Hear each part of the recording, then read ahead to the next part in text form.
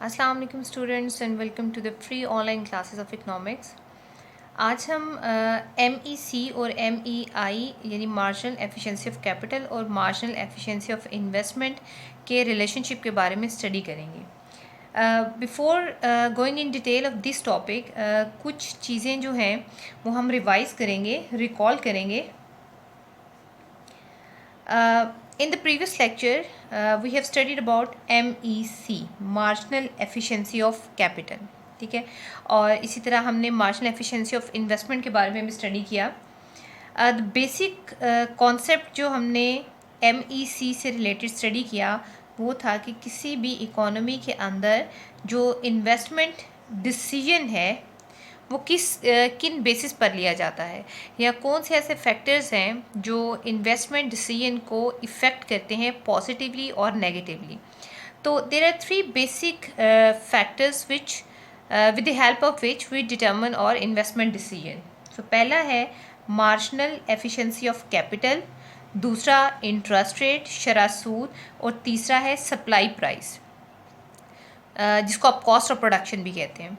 तो supply price basically आपके पास आ जाएगी supply price of capital assets, यानी आपने एक इन्वेस्टमेंट करनी है, उस इन्वेस्टमेंट में जो कैपिटल आपने परचेज़ करके इंस्टॉल करना है, उस परचेज़ की या उस कैपिटल एसेट जो आप डेवलप करने जा रहे हैं, इन्वेस्ट करने जा रहे हैं, उस की सप्लाई की जो प्राइस है दैट इज़ बेसिकली कॉस्ट, ये लागत है जो भी इन्वेस्टमेंट आप करने जा रहे हैं।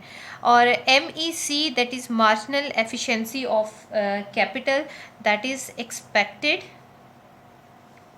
प्रॉफिट्स अगेंस्ट इट, ठीक है। It means that capital asset जिसकी आप कॉस्ट बियर कर रहे हैं, उस कॉस्ट बियर कर रहे हैं जिस कैपिटल की, उसी कैपिटल से आपको इन फ्यूचर क्या एक्सपेक्टेशंस हैं कि आपको कितना प्रॉफिट जो है वो हासिल होगा। थर्ड चीज़ आपके पास है interest rate, that is market interest rate, यानी उस वक़्त जो मार्केट के अंदर शरह सूद राइज है, ये वो शरह सूद है। तो there are three basic factors which determine the investment decision. अब इन्वेस्टमेंट डिसीजन जो है वो किस तरह से डिटर्मिन होता है।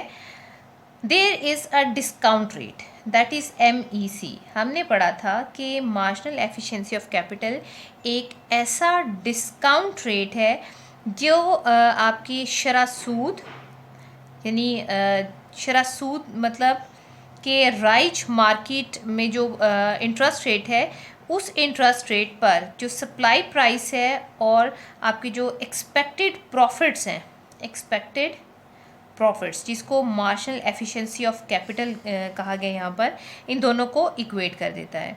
या सिंपली ये कहें कि marginal efficiency of capital is the highest expected returns from one additional unit of capital assets over its cost. अगर आप सिंपल प्रॉफिट का फार्मूला देखें तो that is total revenue minus total cost.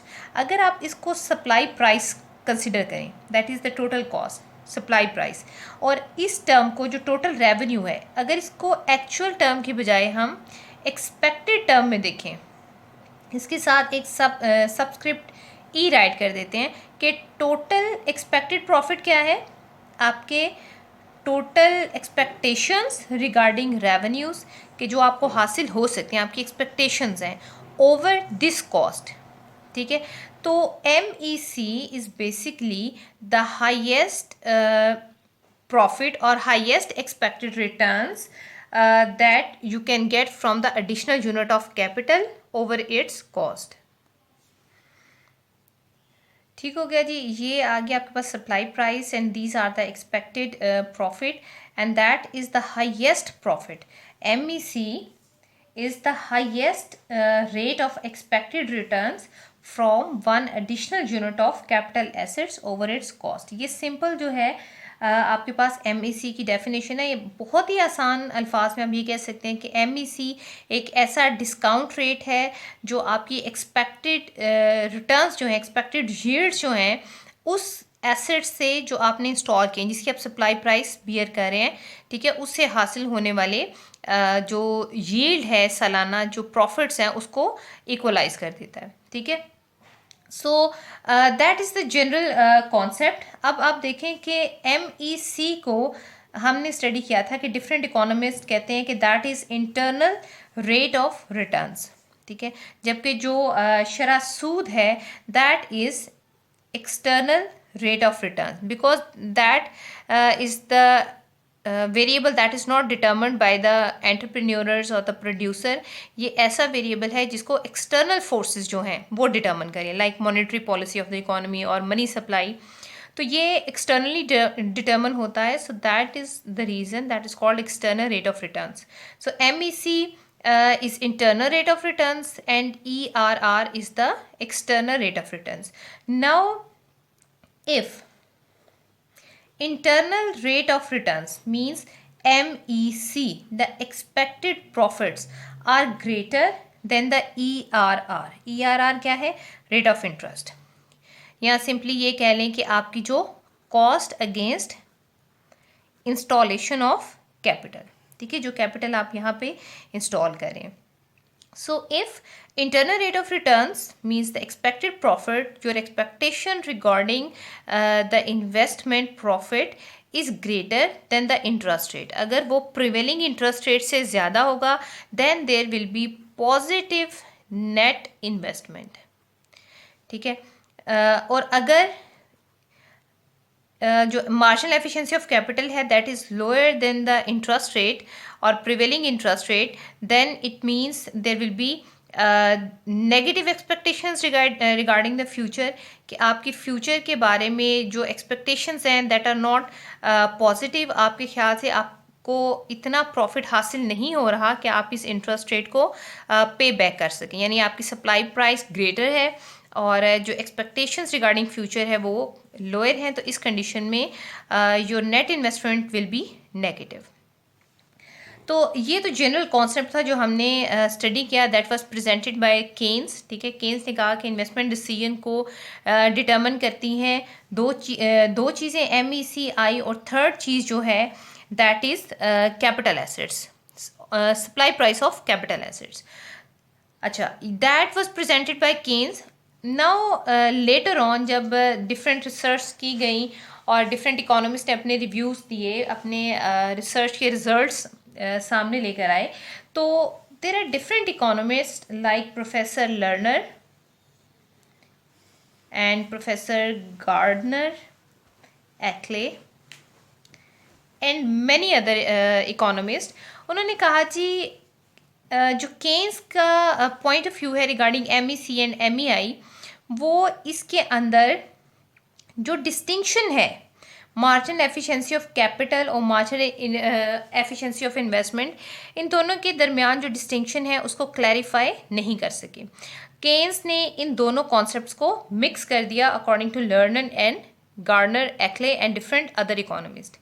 अब प्रोफेसर लर्नर ये कहते हैं कि MEC और MEI यानी marginal efficiency of capital and marginal efficiency of investment दो डिफरेंट कॉन्सेप्ट्स हैं. According to them marginal efficiency of capital is based upon the given supply price of capital. ठीक है, बेसिकली हम क्या करते हैं, मार्जिनल एफिशिएंसी ऑफ कैपिटल क्या है कि जो आपके एक्सपेक्टेड रिटर्न्स और सप्लाई प्राइस को इक्वलाइज कर देती है. अब सप्लाई प्राइस, जब आप कोई प्रोजेक्ट इंस्टॉल करते हैं, कोई कैपिटल किसी कैपिटल इंडस्ट्री में आप इन्वेस्ट कर रहे हैं, तो आप जब अपनी कॉस्ट को देखेंगे तो उस वक्त की कॉस्ट को आप चेक करेंगे जिस वक्त आप इन्वेस्टमेंट कर रहे हैं. ठीक है, यानी सप्लाई प्राइसेस जो हैं, supply price of capital is given. ठीक है, लेकिन MEI marginal efficiency of investment is based on induced changes in the prices of capital. ठीक है। यानी मार्जिनल एफिशिएंसी ऑफ इन्वेस्टमेंट क्या है, that are induced changes in prices of capital with the passage of time. जब क्योंकि prices जो हैं वो कांस्टेंट नहीं रहती, तो प्राइसेस में जब चेंज आता है, अगर प्राइसेस कैपिटल गुड्स की कम हो गई हैं तो डेफिनेटली कॉस्ट रिड्यूस हो जाएगी और इन्वेस्टमेंट में इजाफा हो जाएगा। तो इस तरह से नेट इन्वेस्टमेंट में चेंज आएगा। जब कॉस्ट लोअर होएगी तो न्यू इन्वेस्टमेंट मार्केट में आएगी, और इन्वेस्टमेंट, चेंज इन इन्वेस्टमेंट जो है, इसके दो इफेक्ट होते हैं इकोनॉमी के ऊपर। एक तो चेंज इन इनकम होता है और दूसरा change in capital stock. Stock of capital जो है वो इंक्रीज होता है जब भी इन्वेस्टमेंट होती है। बिकॉज हम नेट इन्वेस्टमेंट की बात कर रहे हैं, तो नेट इन्वेस्टमेंट क्या है कि आपके एग्जिस्टिंग कैपिटल में इजाफा हो जाता है। सो एमईआई का ताल्लुक इस कॉन्सेप्ट के साथ है, ठीक है, कि जैसे ही कैपिटल की प्राइसेस में कोई भी इंड्यूस तरगीब याफ्ता तब्दीली आती है, फॉर एग्जांपल शरह सूद से इंड्यूस्ड होकर तब्दीली आ रही है, या सरमायाकारी में आमदनी से मुतासिर होकर कोई तब्दीली आ रही है, सो इस तरह induce changes in the prices of capital की वजह से जब भी इन्वेस्टमेंट में चेंज आएगा, दैट बिलोंग्स टू एमईआई। इसी तरह से जो एमईसी है वो जो एग्जिस्टिंग प्राइसेस है, जब आप इन्वेस्टमेंट कर रहे हैं जिस टाइम पीरियड में, उस प्राइसेस पर बेस करता है। ये आ गया फर्स्ट डिफरेंस। देन वो ये कहते हैं कि MEC shows the rate of return on all successive units of capital regardless of it that capital is existing और नॉट। यानी मार्जिनल एफिशिएंसी ऑफ कैपिटल, ठीक है, ये रिटर्न्स को शो करता है बेस्ड ऑन कैपिटल। आपके पास जितना कैपिटल है उसके रिलेटेड जितना भी आपको रिटर्न्स हासिल होगा, ये टोटल कैपिटल के साथ जो है वो रिलेट कर रहा होता है। जबकि जो मार्जिनल एफिशिएंसी ऑफ इन्वेस्टमेंट है, that shows the rate of returns only on the units of capital above the existing stock of capital. For example, जब इन्वेस्टमेंट की गई तो आपके पास 100,000 रुपीज़ का कैपिटल जो है वो मौजूद था, ठीक है, या आपने इतना जो कैपिटल था, ठीक है, वो इन्वेस्ट कर दिया। तो मार्जिनल एफिशिएंसी ऑफ कैपिटल आपको इससे हासिल होने वाली यील्ड को बताएगा कि ये यील्ड जो है, इससे हमें इतने रिटर्न हासिल हो रहे हैं इस कैपिटल से। जबकि मार्जिनल एफिशिएंसी ऑफ इन्वेस्टमेंट जो है वो उन रिटर्न्स को, उन मुआवज़ों को, उन वसूलियों को, या ये कहें कि ऐसे प्रॉफिट को शो करता है जो इस स्टॉक ऑफ कैपिटल में इजाफे या कमी से, यानी with the passage of time हुआ क्या कि कैपिटल स्टॉक में 1000 के कैपिटल स्टॉक का इजाफा हो गया, तो मार्जिनल एफिशिएंसी का ताल्लुक इससे हासिल होने वाले रिटर्न्स के साथ है। इसका इस बेसिक इनिशियल जो कैपिटल है उसके साथ कोई रिलेशनशिप नहीं है। That is belong to this new investment और इंड्यूस्ड इन्वेस्टमेंट, या ये कह लें कि जो एग्जिस्टिंग स्टॉक ऑफ कैपिटल से ज़्यादा या उसमें जो इजाफा हो रहा है, उसके नतीजे में जो नेट इन्वेस्टमेंट चेंज हो रही है, that belongs to marginal efficiency of investment. यहाँ इन दोनों कॉन्सेप्ट से हमें ये पता चलता है कि मार्जिनल एफिशिएंसी ऑफ कैपिटल जो है ये एक स्टॉक कॉन्सेप्ट है। यानी ये जो चीज़ें आपके पास स्टॉक में मौजूद हैं, ठीक है, उसके साथ इसका ताल्लुक है, उस स्टॉक से हासिल होने वाली यील्ड्स को डिफाइन करता है या बेस करता है एमईसी उन एग्जिस्टिंग स्टॉक जो मौजूद है उससे हासिल होने वाले रिटर्न से। जबकि जो मार्जिनल एफिशिएंसी ऑफ इन्वेस्टमेंट है, that is flow concept. Flow concept किस तरह से, आप देखें यहाँ पे हमने देखा कि 1000 का इजाफा हुआ है, तो मार्जिनल एफिशिएंसी के जो रिटर्न्स हैं वो इस फ्लो वेरिएबल के साथ है। फ्लो मीन्स चेंज, इजाफा, ठीक है। तो marginal efficiency of investment is a flow concept, whereas marginal efficiency of capital that is the stock concept, ठीक है। इसके बाद एक बहुत इम्पॉर्टेंट, जब आगे हम इनका रिलेशनशिप डेवलप करेंगे तो वहाँ पे एक चीज़ हम बार बार जो है वो एक्सप्लेन करेंगे, that is optimum stock of capital. Capital का ऑप्टिमम स्टॉक। अब ऑप्टिमम स्टॉक क्या है? इकोनॉमी के अंदर एक एक्चुअल कैपिटल स्टॉक होता है जो हकीकत में इकोनॉमी के अंदर मौजूद है, ठीक है, that is actual capital stock. जबकि एक होता है डिजायर्ड कैपिटल स्टॉक। ठीक है, अब इन्वेस्टमेंट में अगर चेंज आता है, there is a positive change in investment. अब सरमायाकारी में पॉजिटिव चेंज आया तो यहाँ पर डिमांड फॉर कैपिटल गुड्स जो है वो इंक्रीज हो जाएगी। जब demand for capital good increase होगी तो डिमांड इंक्रीज हुई है ना, तो इसका मतलब है डिजायर्ड कैपिटल जो है इकोनॉमी में वो इंक्रीज हो गया।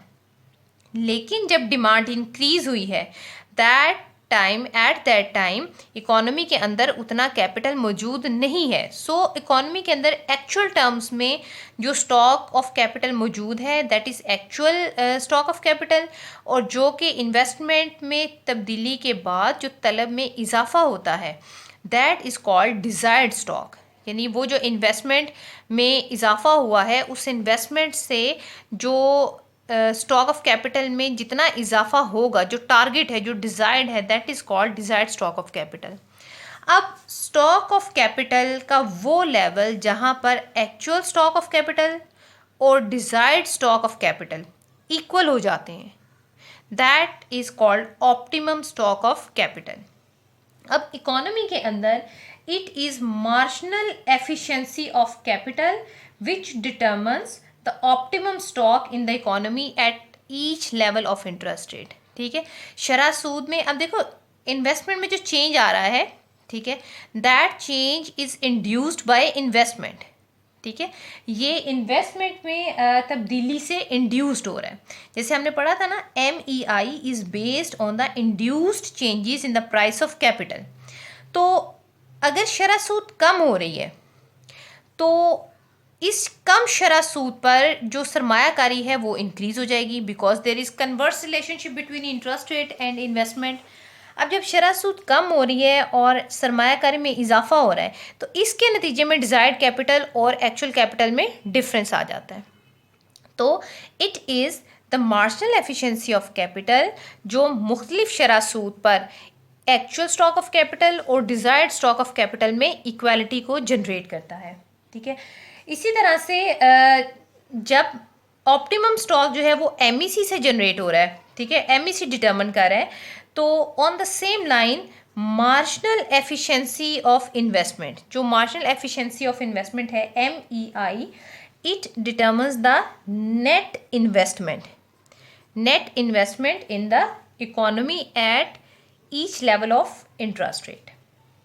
ठीक है, यानी हमने देखा कि इंटरेस्ट रेट चेंज हुआ, इंटरेस्ट रेट के चेंज होने से there is positive net investment. अब पॉजिटिव नेट इन्वेस्टमेंट को कौन सा कर्व डिटर्मिन करेगा? Marginal efficiency of investment. ठीक है, जबकि इस दोनों की इक्वालिटी को मेंटेन करेगा मार्जिनल एफिशिएंसी ऑफ कैपिटल। ये आगे जब हम डायग्राम बनाएंगे तब आपको ये कॉन्सेप्ट जो है वो फर्दर क्लियर हो जाएगा। अभी आप ये याद रखें कि it is MEC which determines the optimum stock of capital in the economy, यानी marginal efficiency of capital optimum stock of capital को डिटर्मिन करता है, जबकि मार्जिनल एफिशिएंसी ऑफ इन्वेस्टमेंट जो है वो इकोनॉमी के अंदर मुख्तलिफ शरह सूद पर या हर शरह सूद के लेवल पर नेट इन्वेस्टमेंट को जो है वो डिटर्मिन करता है।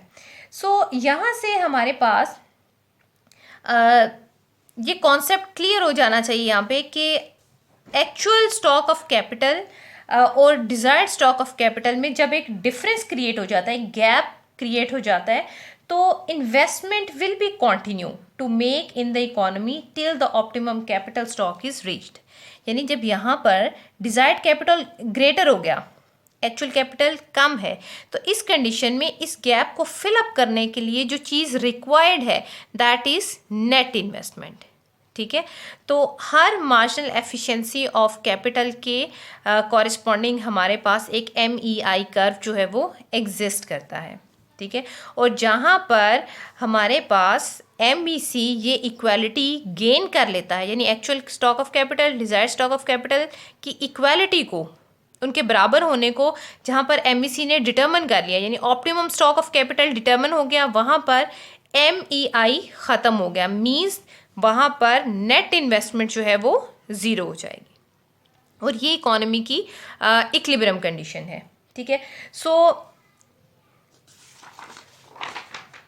किसी भी इकोनॉमी के अंदर हमने देखा कि कैपिटल इंडस्ट्री में इक्विलिब्रियम के लिए वी नीड टू कर्व्स। एक आपके पास आ गया मार्जिनल एफिशिएंसी ऑफ कैपिटल, एक आपके पास आ गया मार्जिनल एफिशिएंसी ऑफ इन्वेस्टमेंट। अब marginal efficiency of investment her period में नेट इन्वेस्टमेंट को डिटरमिन करता है। अब हर पीरियड में कितनी नेट इन्वेस्टमेंट होगी, ठीक है, या ये कहें कि स्लोप ऑफ नेट इन्वेस्टमेंट जो है यानी MEI कर्व, ठीक है, इसकी स्लोप जो है, slope of MEI curve is determined, ठीक है, कि इकोनॉमी के अंदर नेट इन्वेस्टमेंट कितनी होगी। लेकिन इसके साथ साथ स्लोप ऑफ MEI जो है वो नेट इन्वेस्टमेंट को डिटरमिन करती है, जबकि इसकी स्लोप बेस करती है slope of supply curve, slope of supply curve of capital, या कैपिटल स्टॉक की जो सप्लाई कर्व है उस पर डिपेंड करती है। अब अगर तो इकोनॉमी के अंदर आपको पता है कि आपके जो रेट ऑफ रिटर्न्स हैं किसी भी इकोनॉमी के, जहाँ लॉज ऑफ प्रोडक्शन है वो 3 हैं, increasing, decreasing and constant. Mostly जो कॉस्ट कर्व है that obeys the increasing return to cost या इंक्रीजिंग रिटर्न टू प्रोडक्शन, यानी जैसे जैसे आपकी प्रोडक्शन जो है वाई के कैपिटल गुड्स की प्रोडक्शन इंक्रीज होगी तो कॉस्ट ऑफ प्रोडक्शन इंक्रीज हो जाएगी, cost of production that increases, ठीक है। इसके साथ साथ अगर कॉस्ट इंक्रीज नहीं होती, ठीक है, इफ यहाँ पर आपके पास है increasing cost, law of increasing cost, तो इस कंडीशन में जो सप्लाई कर्व है दैट स्लोप पॉजिटिव, क्योंकि जैसे जैसे आप आउटपुट को इंक्रीज कर रहे हैं K1, K2, K3, तब देखिए कॉस्ट आपकी जो है वो इंक्रीज हो रही है from point A, B and C। अगर आप इसको Y एक्सिस के साथ रिलेट करें then you see that cost is increasing, ठीक है। इसी तरह अगर इसकी कॉस्ट इंक्रीज कर रही है, कॉस्ट इंक्रीज कर रही है, तो इसके कॉरस्पॉन्डिंग जो MEI कर्व है that will B negatively sloped, ठीक है, क्योंकि कॉस्ट इंक्रीज कर रही है। जब कॉस्ट इंक्रीज करने से जो मार्जिनल एफिशिएंसी ऑफ इन्वेस्टमेंट है वो रिड्यूस करती जाती है। इसी तरह से if the industry is having the decreasing cost, तो इसका मतलब है कि वाई के जैसे जैसे आप आउटपुट इंक्रीज करेंगे तो कॉस्ट ऑफ प्रोडक्शन फॉल करेगी। जब कॉस्ट ऑफ प्रोडक्शन फॉल करेगी तो इस तरह से इस कंडीशन में जो MEI है that will B positively sloped. और अगर ये कांस्टेंट कॉस्ट को बे कर रही है आपकी इंडस्ट्री, देन वाई के इंक्रीज करने से cost of production remains constant, ठीक है। तो इस कंडीशन में जो MEI विल बी हॉरिजॉन्टल, ठीक है। तो ये 3 पॉसिबिलिटीज़ हैं कि जो MEI कर्व की स्लोप हो सकती है। लेकिन यहाँ पर जो केस हम स्टडी करेंगे, in that case we assume the first condition, ठीक है, कि किस तरह से इकोनॉमी के अंदर जब demand for capital goods increase होती है in response to the increase in investment, तो जैसे जैसे आउटपुट यानी कैपिटल की प्रोडक्शन इंक्रीज होती जाएगी तो सप्लाई कर्व पॉजिटिव होगा, मीन कॉस्ट कर्व जो है वो इंक्रीज हो पॉजिटिवली स्लोप रहे तो कॉस्ट इंक्रीज होगी। जब कॉस्ट प्रोडक्शन या prices of capital good increase होगी तो मार्जिनल एफिशिएंसी ऑफ इन्वेस्टमेंट जो है वो फॉल कर जाएगी। It means the amount of investment to be made to bring the economy to the optimum capital stock, ठीक है, तो it depends upon the law of production under the stock in the economy will depend on the law of production under which the capital good industry is working, ठीक है, कि कौन सा law of production है जिसके under economy जो है वो इकोनॉमी के अंदर कैपिटल गुड की इंडस्ट्री ऑपरेट कर रही है। So we take that case the increasing cost case, ठीक है, कि कॉस्ट इंक्रीज कर रही है। अब यहाँ तक हमने कुछ चीज़ें जो है वो कंक्लूड कर ली कि to develop the relationship between MEC and MEI we need both these curves.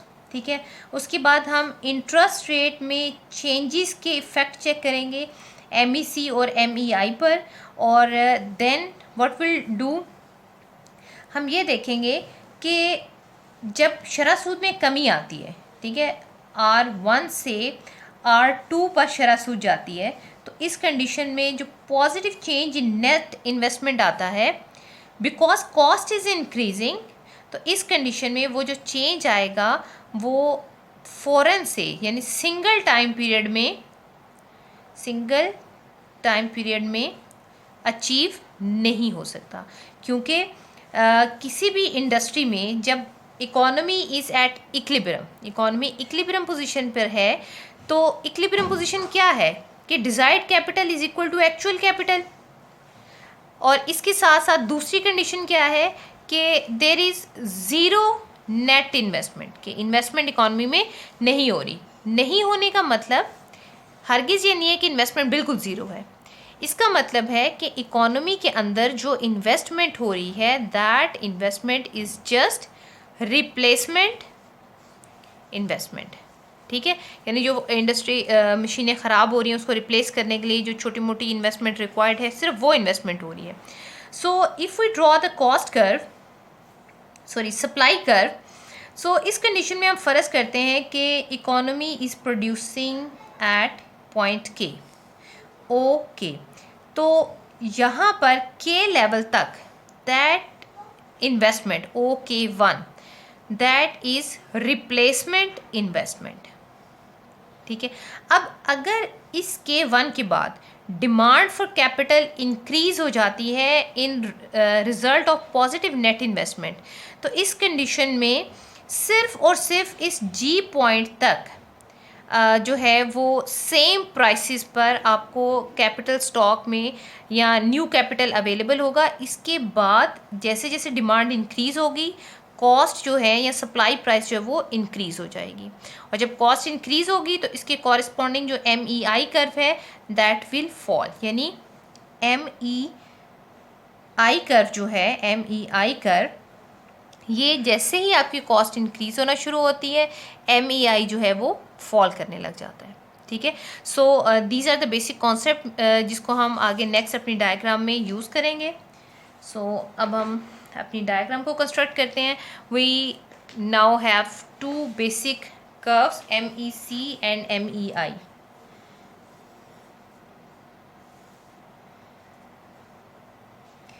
that is MEC and that is K. K stands for stock of capital.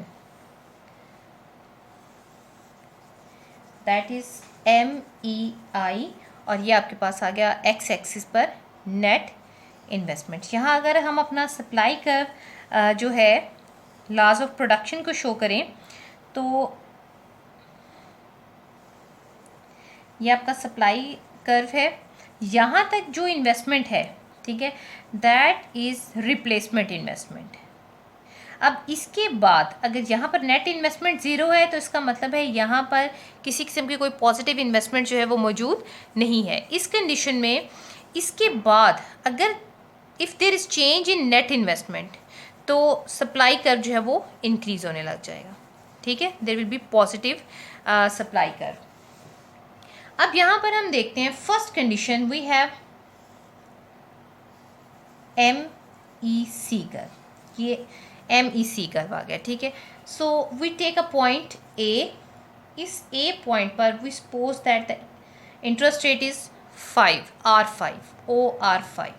ठीक है, और यहाँ पर जो स्टॉक ऑफ कैपिटल है दैट इज़ K1। ठीक है, अब suppose that A is the equilibrium point. ठीक है, अब इस A पॉइंट को हम इक्विलिब्रियम पॉइंट जो है वो कंसिडर कर लेते हैं। अब इक्विलिब्रियम पॉइंट पर क्या होता है कि desired capital is equal to actual capital. अब डिज़ायर्ड कैपिटल जो है वो एक्चुअल कैपिटल के बराबर है। So we have the equality here. दूसरा हमने पढ़ा था कि यहाँ पर व्हेन द इक्वालिटी एग्जिस्ट, यहाँ पर नेट इन्वेस्टमेंट जो है that will be equal to zero. So to show the net investment equal to zero we draw the MEI curve. ठीक है, सो MEI कर्व जो है वो इस y एक्सिस को z पॉइंट पर जो है वो इंटरसेक्ट करता है, which shows that there is zero net investment. ठीक है, सो यहाँ पर हम नेगेटिव स्लोप्ड MEI कर्व जो है वो ड्रॉ करेंगे. MEI curve. ठीक है, अब सपोज करते हैं कि इंटरेस्ट रेट जो है वो फॉल कर गया है R3 पर. ठीक है, अब शरह सूद के कम हो जाने से there is negative relationship between MEC and interest rate, ये हम पहले स्टडी कर चुके हैं. ठीक है, जब शरह सूद कम होगी इन्वेस्टमेंट में इजाफा होगा. So with the fall in the interest rate, अब जो इकोनॉमी है that is at point D. अब यहाँ पर जो कैपिटल स्टॉक है that is equal to K4. अब देखें, K1 was the actual capital in the economy. ठीक है, जबकि इंटरेस्ट रेट के फॉल कर जाने से you have K4 that is desired capital. Desired capital. अब यहाँ पर D पॉइंट पर ये जो एक इक्वालिटी थी DK एंड AK, ठीक है, ये ब्रेक होगी. अब यहाँ पर एक गैप क्रिएट हो गया between K1 and K4 and that gap is the disequilibrium. And to fill up that gap, यानी इकोनॉमी में दोबारा से ऑप्टिमम स्टॉक पर पहुँचने के लिए, that was optimum stock, OS optimum stock. अब दोबारा से इस D पॉइंट को ऑप्टिमम स्टॉक में कन्वर्ट करने के लिए हमें जो चीज़ रिक्वायर्ड है दैट इज़ नेट इन्वेस्टमेंट. ठीक है, यानी to fill up the gap between actual capital and desired capital.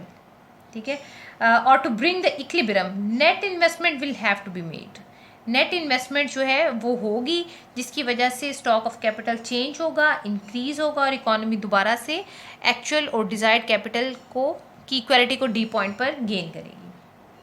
अब नेट इन्वेस्टमेंट जो है दैट इज़ डिटर्मिन्ड. अब इस टाइम पीरियड अगर तो आपको जो डिमांड फॉर स्टॉक के में इजाफा जो हुआ है, अगर तो वो सेम प्राइसेस पर अवेलेबल हो, यानी लॉ ऑफ प्रोडक्शन जो है that obey the constant returns, तो इस कंडीशन में आपकी सप्लाई प्राइस पे कोई इफेक्ट नहीं आएगा और आप इसको फ़ौरन से जो है वो अटेन कर लेंगे.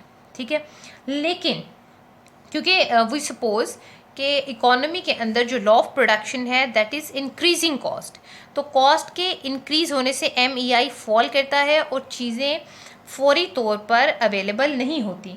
इस कंडीशन में नेट इन्वेस्टमेंट पीरियड वाइज होगी. ठीक है, different time periods are required to fill up this gap. ठीक है, यानी अगर आपको ये जो रिक्वायर्ड इंक्रीज़ है K1 से K4, ये है रिक्वायर्ड इंक्रीज इन इन्वेस्टमेंट और स्टॉक ऑफ कैपिटल. ठीक है, अब ये रिक्वायर्ड इंक्रीज फौरी तौर पर फिलअप नहीं हो सकता. It take more time intervals to fill up. ठीक है, इसको डिफरेंट टाइम जो है वो रिक्वायर्ड है. अब हम ये देखते हैं कि फर्स्ट टाइम पीरियड में कितनी नेट इन्वेस्टमेंट होगी. ठीक है, तो हमने देखा प्रीवियसली कि नेट इन्वेस्टमेंट को डिटर्मिन करता है MEI curve, marginal efficiency of investment. So net investment is determined by equality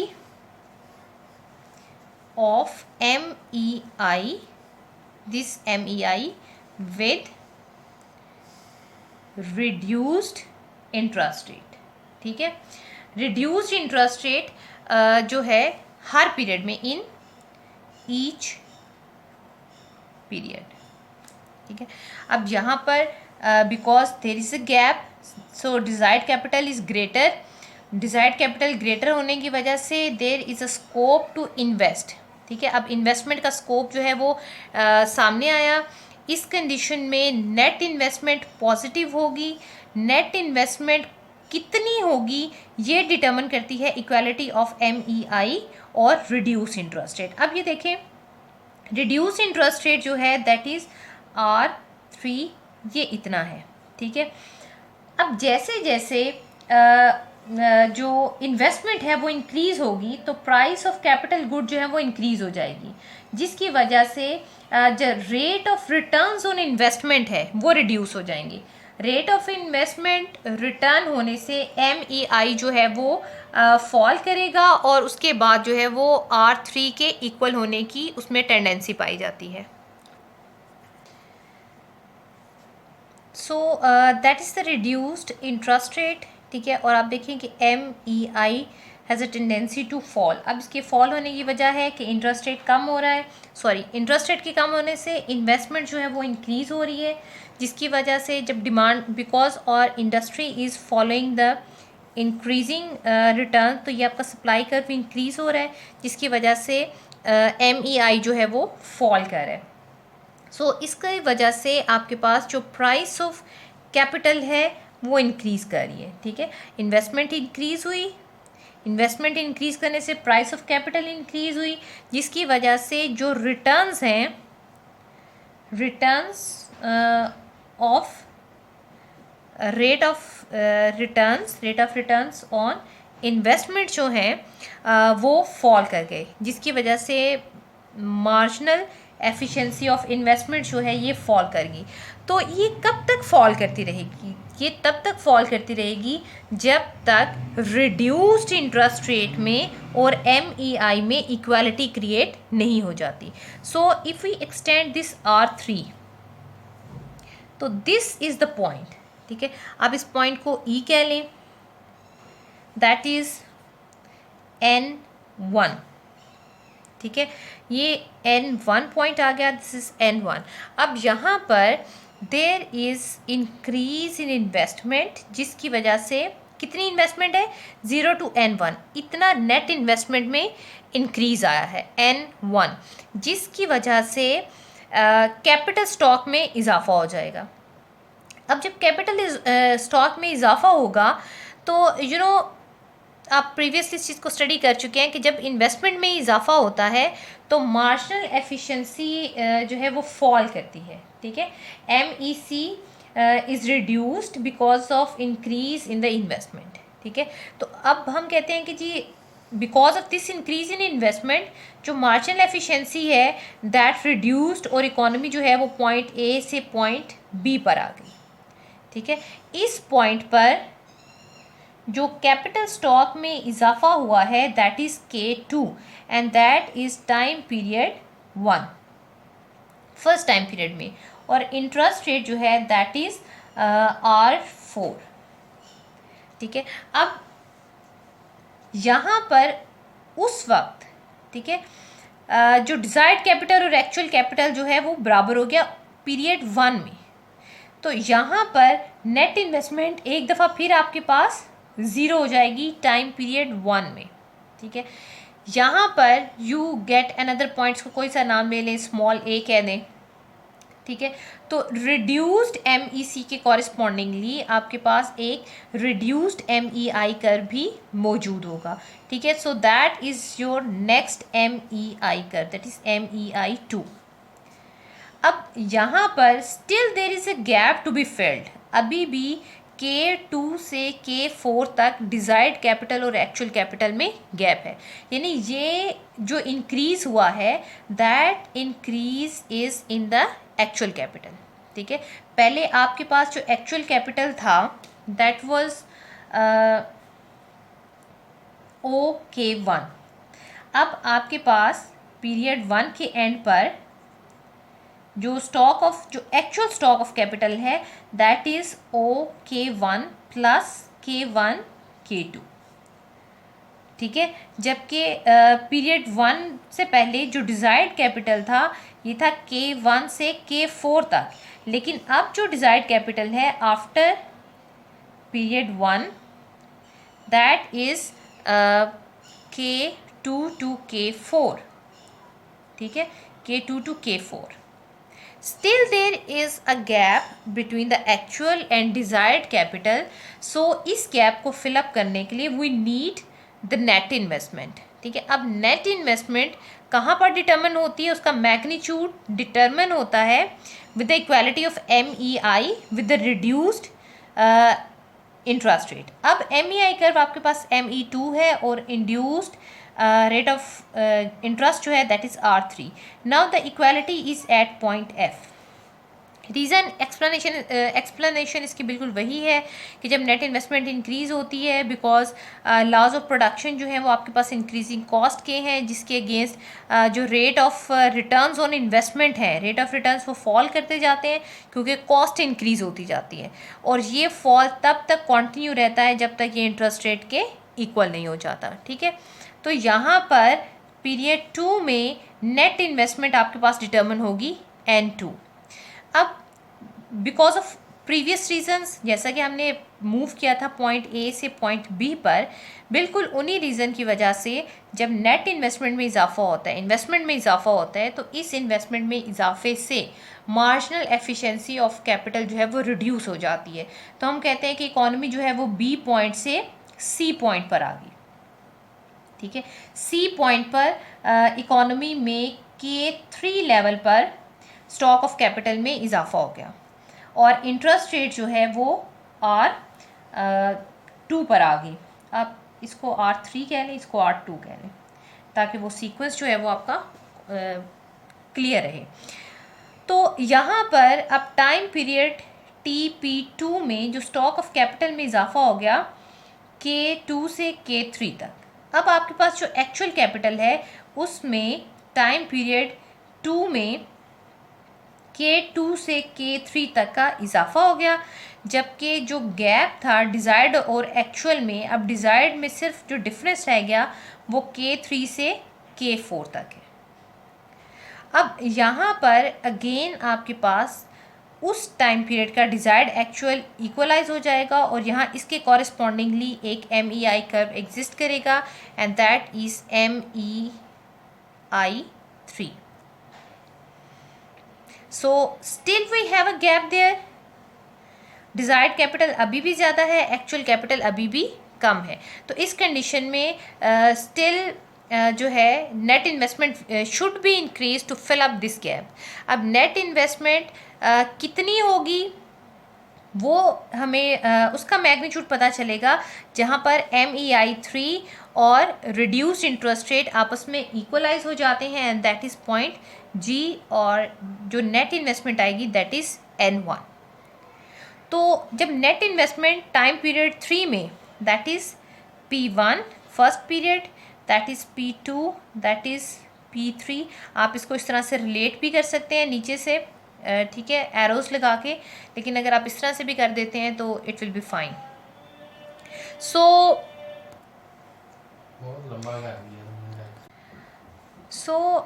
the gap between K3 and K4 still, मतलब यहाँ पर आप देख रहे हैं ये गैप जो है that will be filled with the net investment. ठीक है, N1.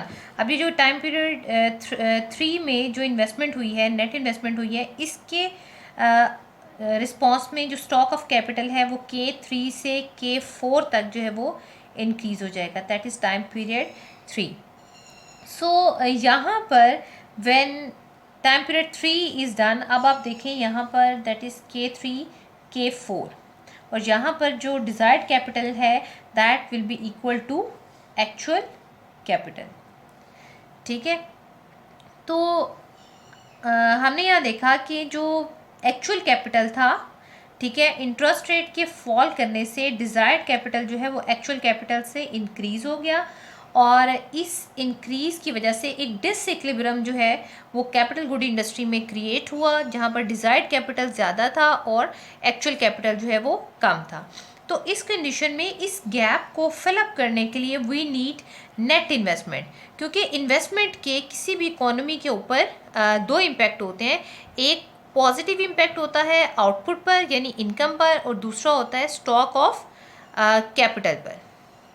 ठीक है, तो यहाँ पर इन्वेस्टमेंट के रिस्पॉन्स पे जो स्टॉक ऑफ कैपिटल है वो इंक्रीज़ होता है. तो हमने कहा जी इस गैप को फिलअप करने के लिए जो चीज़ रिक्वायर्ड है दैट इज़ नेट इन्वेस्टमेंट। इस चीज़ को चेक करने के लिए we have the corresponding MEI curve. Initial level पर जब इकोनॉमी कैपिटल गुड इंडस्ट्री में इक्विलिब्रियम मौजूद है तो यहाँ पर कैपिटल और एक्चुअल कैपिटल और डिज़ायर्ड कैपिटल इक्वल है और यहाँ पर नेट इन्वेस्टमेंट ज़ीरो है। लेकिन जैसे ही इंटरेस्ट रेट फॉल किया फ्रॉम R5 टू R2 तो there is a scope of net investment. अब different time periods are required to fill up or to increase the actual capital to the desired capital। अब यहाँ पर दूसरी जो चीज़ हमने assume की दैट इज़ के जो हमारी इंडस्ट्री है that obeys the increasing cost, ठीक है, लॉ ऑफ इंक्रीजिंग कॉस्ट के अकॉर्डिंगली ये ऑपरेट करती है। यानी जैसे demand for capital good increase होती है तो प्राइसेस ऑफ कैपिटल जो है वो इंक्रीज़ हो जाते हैं, जिसकी वजह से मार्जिनल एफिशिएंसी ऑफ इन्वेस्टमेंट जो है वो फॉल कर जाती है। यानी रिटर्न्स जो हैं इन्वेस्टमेंट से जो एक्सपेक्टेड रेट ऑफ रिटर्न्स है वो फॉल कर जाता है। So how much net investment is made in time period one that could be determined with the help of MEI curve. यानी MEI कर्व डिटर्मन करता है कि टाइम पीरियड में, हर टाइम पीरियड में कितनी नेट इन्वेस्टमेंट होगी जिससे कैपिटल स्टॉक में इजाफा होगा। और ये डिटर्मिनेशन होती है उस पॉइंट पर जहाँ पर MEI कर्व और जो रिड्यूस्ड इंटरेस्ट रेट है वो इक्वल हो जाते हैं। आपने देखा यहाँ पर R2 और MEI इक्वलाइज हुए। यहाँ पर टाइम पीरियड P1 में N1 नेट इन्वेस्टमेंट हुई, जिसकी वजह से इकोनॉमी जो है जो कैपिटल गुड इंडस्ट्री है it moves from A to B। Marginal efficiency of capital fall कर गई, जिसकी वजह से कैपिटल स्टॉक ऑफ कैपिटल में इजाफा हुआ फ्रॉम K1 टू K2। और इसी तरह से डिफरेंट टाइम पीरियड्स में कैपिटल स्टॉक में इजाफा होता रहा और finally we reached at point A and that point we reached at point D and that point D is also the optimum stock of capital, क्योंकि यहाँ पर अब इकोनॉमी के अंदर एक्चुअल कैपिटल और डिज़ायर्ड कैपिटल जो है वो इक्वल होगी। यानी actual capital is equal to desired capital और इस पॉइंट पर नेट इन्वेस्टमेंट ज़ीरो है और यहाँ पर जो MEI कर्व बनेगा वो इस पॉइंट पर इंटरसेक्ट करेगा which shows the zero net investment. ठीक है, तो इस तरह से there exist a relationship between MEC and MEI। दोनों डिफरेंट कॉन्सेप्ट्स हैं लेकिन आपस में रिलेट करते हैं। ठीक है, MEC से हम ये डिसाइड करते हैं, MEC ये डिटर्मन करता है कि इकोनॉमी में ऑप्टिमम स्टॉक ऑफ कैपिटल कौन सा है, जबकि MEI कर्व जो है वो ये डिटर्मन करता है कि इकोनॉमी में डिफरेंट टाइम पीरियड्स में जो नेट इन्वेस्टमेंट है वो कितनी होगी। और जो स्लोप ऑफ MEI कर्व है that determines the net investment. अगर ये MEI स्टीपर होगा तो ज़्यादा इंटरेस्ट रेट फॉल से हमारे पास जो नेट इन्वेस्टमेंट होगी उसका मैग्नीट्यूड कम होगा। और अगर ये फ्लैटर होगा, जैसा कि यहाँ पर हमारे पास फ्लैटर MEI कर्व है, तो यहाँ पर नेट इन्वेस्टमेंट का मैग्नीट्यूड जो है वो ज़्यादा होगा। अब slope of MEI curve determines the magnitude of net investment. ठीक है, जबकि MEI की स्लोप को डिटर्मन करता है स्लोप ऑफ सप्लाई कर्व। अगर आपका सप्लाई कर्व फ्लैटर है, आप देखिए हमारा सप्लाई कर्व यहाँ पर फ्लैटर है जिसकी वजह से MEI कर्व भी फ्लैटर है। अगर ये कर्व स्टीपर होगा तो MEI कर्व भी स्टीपर होगा। जैसी स्लोप इस सप्लाई कर्व की होगी, यानी जो लॉ ऑफ प्रोडक्शन इस इंडस्ट्री ओबे कर रही है या उस पे अप्लाई हो रहे हैं, वही उसका स्लोप सप्लाई कर्व की स्लोप को डिटर्मन करेंगे और उसी के अकॉर्डिंगली MEI कर्व जो है वो भी अपनी स्लोप को डिटर्मन करेगा। सो that is the basic relationship between MEC and MEI। और जो नेट इन्वेस्टमेंट में चेंज आता है या MEC इंटरेस्ट रेट के फॉल करने से जो डिज़ायर्ड कैपिटल सेट होता है वो एक ही टाइम पीरियड में रिक्वायर्ड और एक्चुअल बराबर नहीं हो सकता। It take different time periods to set. इसी तरह से अगर हम इसको, ये तो था शॉर्ट रन कॉन्सेप्ट, अगर हम इसमें लॉन्ग रन कॉन्सेप्ट को देखें तो फॉर द लॉन्ग रन अगर हम ये सपोज करें कि दैट इज़ और MEC कर्व और ये लॉन्ग रन कर्व है, ठीक है। MEC is a long run curve, इसकी कॉरिस्पॉन्डिंगली हम MEI कर्व जो है वो ड्रॉ करते हैं और सपोज करते हैं कि जो रिप्लेसमेंट इन्वेस्टमेंट है वो बार बार चेंज हो रही है, ठीक है। क्योंकि हमने प्रीवियसली भी ये सपोज किया था if economy is at point A जहाँ पर desired capital is equal to actual capital है, तो इस कंडीशन में इकोनॉमी के अंदर सिर्फ जो इन्वेस्टमेंट हो रही है that investment is equal to replacement investment, ठीक है। तो if that is a long run curve, ठीक है, that is a long run curve, तो R5 एंड K1 ये हमारे लॉन्ग रन की कंडीशन आ गई और इस लॉन्ग रन में हमारे पास एक MEI कर्व जो है वो एग्जिस्ट करता है, दैट इज़ MEI कर्व, ठीक हो गया। इस पे कोई एक पॉइंट ले लें F पॉइंट, ठीक, और ये आपके पास आ गया first short run, that is a long run curve and that is a short run curve. अब शॉर्ट रन कर्व में जो रिप्लेसमेंट इन्वेस्टमेंट है वो इंक्रीज़ हो जाती है with the increase in the stock of capital, यानी शॉर्ट रन में जब कैपिटल स्टॉक में इजाफा हुआ K1 से K2 पर आगे आप इस पॉइंट पर शरह सूद कम हुई, स्टॉक ऑफ कैपिटल में इजाफा हो गया, ठीक है, स्टॉक ऑफ कैपिटल में K1 से K2 पर इजाफा हो गया। तो इस कंडीशन में क्या होगा कि अब ज़्यादा कैपिटल है तो रिप्लेसमेंट भी तो ज़्यादा कैपिटल की होगी ना, रिप्लेसमेंट, तो रिप्लेसमेंट कॉस्ट जो है that will increase because of increase in capital stock.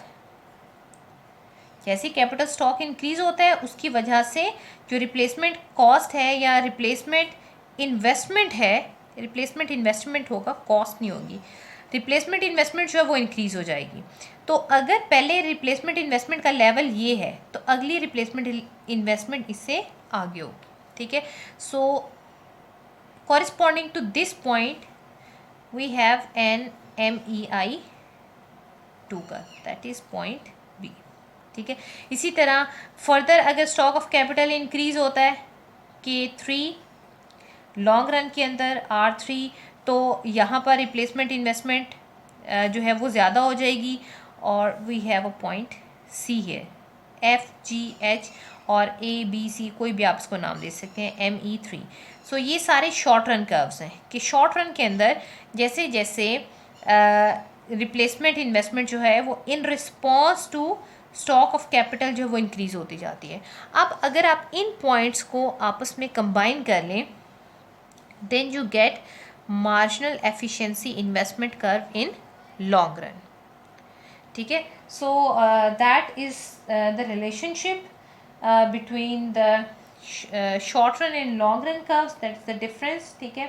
so the rate of net investment per period will depend upon the elasticity of MEI curve, ठीक है, which in turn will depends upon the elasticity of supply curve of the capital good।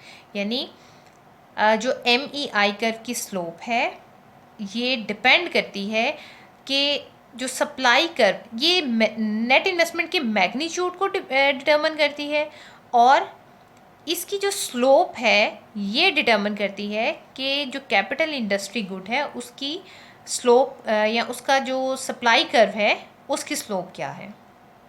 So in the conclusion, ठीक है, हमने इस पूरे topic में relationship study किया MEC और MEI कर्व का कि मार्जिनल एफिशिएंसी ऑफ कैपिटल का इन्वेस्टमेंट के साथ नेगेटिव रिलेशनशिप है।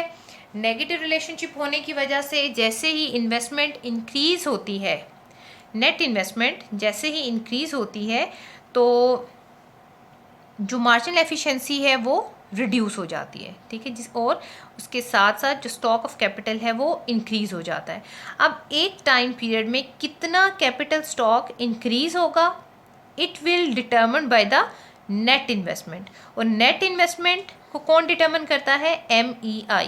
So these are the two different concepts जो नेट इन्वेस्टमेंट को या एक्चुअल कैपिटल को मूव करते हैं डिज़ायर्ड कैपिटल की तरफ, ताकि इकोनॉमी के अंदर ऑप्टिमम स्टॉक ऑफ कैपिटल जो है वो अचीव किया जा सके। ठीक है, so that belongs to the stock concept. ठीक है, ये आपके स्टॉक के साथ रिलेट करता है, जबकि ये स्टॉक में इजाफे के साथ रिलेट करता है। MEI जब इंक्रीज़ करना होता है हमने एग्जिस्टिंग स्टॉक को डिज़ायर्ड स्टॉक की तरफ, तो MEI फंक्शन जो है वो इसमें अपना रोल प्ले करता है। So that is the relationship between MEC and MEI। I hope that you understand well. Thank you so much.